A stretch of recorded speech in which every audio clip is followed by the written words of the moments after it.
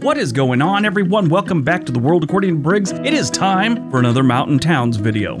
Every time I do anything about mountains or towns or houses that are in the mountains, I get requests for more. So today we're looking at mountain towns that are nice and affordable. Most mountain towns are either beautiful and terribly expensive, and others are dirt cheap and embarrassingly bad. Today we're looking for that happy medium. Mountain towns where your neighbors don't bathe in a creek after a bender, and towns that aren't so expensive, only about 5% of the population could actually live there. So basically cheap, nice mountain towns. Watch to the end of the video and let us know if you have any experience in these towns. We'd love to hear about it. All right, let's see what we found. Number 10, Running Springs, California. Running Springs is a census-designated place in San Bernardino County, California. The population was 4,862 at the 2010 census. That's down about 5,000 from the 2000 census. Running Springs is situated about 17 miles west of Big Bear Lake. When I was a kid, Big Bear was one of the places you wanted to live if you wanted to move to the mountains in Southern California. These days, it sucks, and Running Springs is a far better choice. I think the livability score in Big Bear now is like 52. Yeah, that's not good. Anything below 60 sucks. Running Springs has a livability score of 72, which is respectable, and you can get a decent house here for around $250,000, and it goes up to well over $1 million. But they have plenty of houses with great views for the $250,000 range.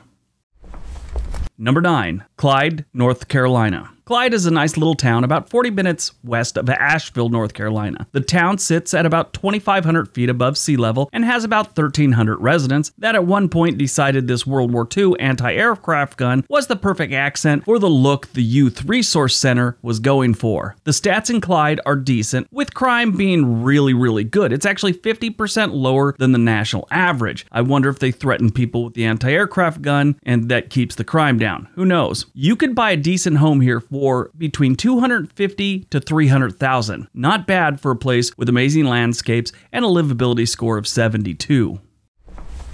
Number 8, Lead, South Dakota. Just to the west of Deadwood, South Dakota, in the Black Hills, you have the small town of Lead. If you want to live in a place surrounded by nature and is still affordable, this might be worth a look. It's about 10 minutes west of Deadwood and about 15 minutes from a few ski resorts. They have homes that will need a little bit of work for around $170,000. Nice, ready-to-move-in homes are about $300,000. The really nice ones outside of town, like cabins and stuff, surrounded with trees, are only about $500,000. Those go up too, pretty good. The ones I saw for $500,000, if you can afford that, you're getting a solid deal. These are like real log cabins with, nice porch and beautiful land around it. $500,000. It's really good deal.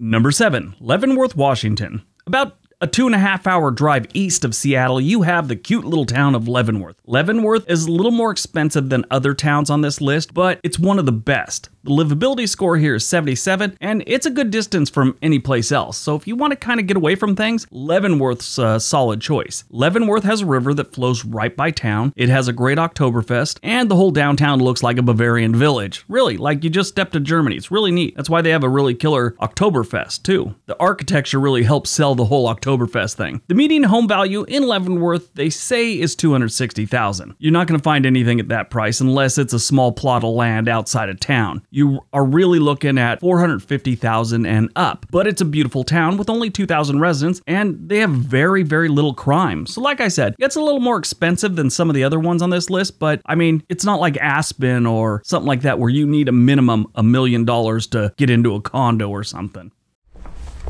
Number 6, GRANBY, Colorado. Almost 2 hours northwest of Denver, you have a great little town of GRANBY. I've been here a few times. The last time was in 2002, and they were doing some serious construction. And that's not counting the construction they had to do after a local muffler shop owner put armored plating on a bulldozer and decided to take it for a spin downtown and ram his side project into several buildings he had issues with. The bulldozer eventually got stuck, and he pushed his own off button in the cab of the bulldozer. It actually took the police quite a while to get inside his armored armored plating. He was no help at this point, but still. A lot of condos have gone up since 2002, and these are what makes Canby get on this list. The houses are probably a little high for this list, but they have plenty of condos for $250,000 to $325,000. They have outstanding scenery, air quality is great, water quality is outstanding, and they have a very low crime rate. I mean, other than dudes and bulldozers, they don't have a lot of crime. If you're looking for a house and not a condo, you're looking at about $450,000 and up, way up in Granby. They have a livability score of 77 and about 2,000 residents. Number 5, Winfield, West Virginia. The mountain state doesn't make it on a lot of positive lists, sadly. It's a beautiful state with great people. It's just too bad all that good gets overshadowed by a lot of really bad luck. Winfield isn't like a lot of West Virginia. For starters, they only have one dude that's still rocking a mullet. His name's Jeff, and his Facebook profile says that he likes heavy metal music, jazzercise, adult websites, and hanging out in front of the old Food King building. Winfield also has great stats, which is weird because almost any town you look at in West Virginia has bad employment and poverty stats. They have a livability score of 82. For West Virginia, that is amazing. And there's only 2,300 residents enjoying that 82 livability score. The Kanawha River flows right by town. A nice livable home goes for under $200,000. The really nice homes are going to set you back $275,000 to $500,000. When you get to $500,000 category, you're seeing how the other half lives.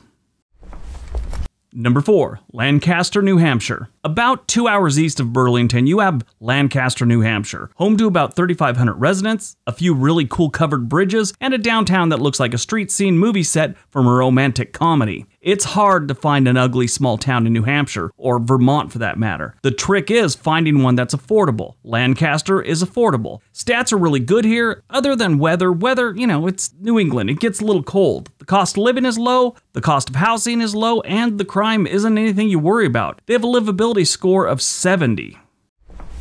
Number 3, ELLIJAY, Georgia.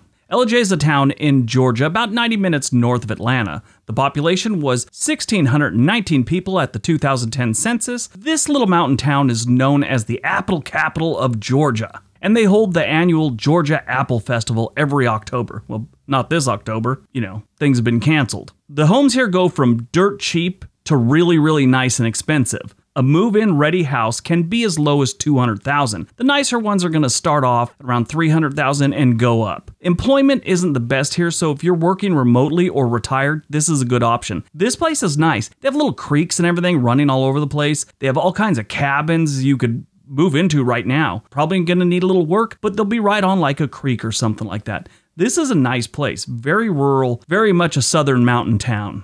ELLIJAY has a livability score of 72.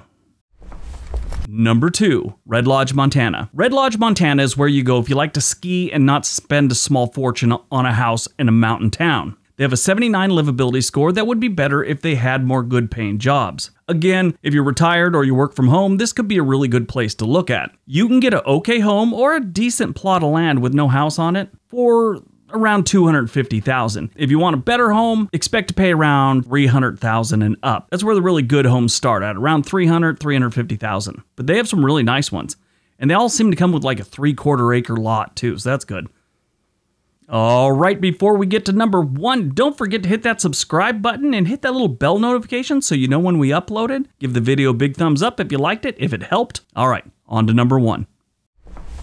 And number 1. Honesdale, Pennsylvania. My favorite town in the United States, or anywhere for that matter, Honesdale, Pennsylvania is number 1. Honesdale is in the lake region of the Poconos Mountains. It's just kind of towards the end of the Poconos, I believe. It is home to Irving Cliff, Hotel Wayne, and 4,200 residents. I love this town. Great people, great land, great food, and tons of history. Irving Cliff is named Irving Cliff because of Washington Irving, who wrote the book The Legend of Sleepy Hollow and Rip Van Winkle. Apparently, when he used to visit Honesdale, he'd take his lunch up there. Hike up and have lunch. Hike back down. Now, I've talked about Honesdale many times on this channel, so if you've watched for a while, you probably know all about it. I think the mayor needs to fork over that key to the city at this point. They have a livability score of 69, not the best on this list, but the only thing that keeps Honesdale from having a better score is employment. They don't have the best employment numbers, so if you work from home, this town is waiting for you. You can get a decent home here for under $200,000. A really good home with probably like an acre or two will set you back about $400,000.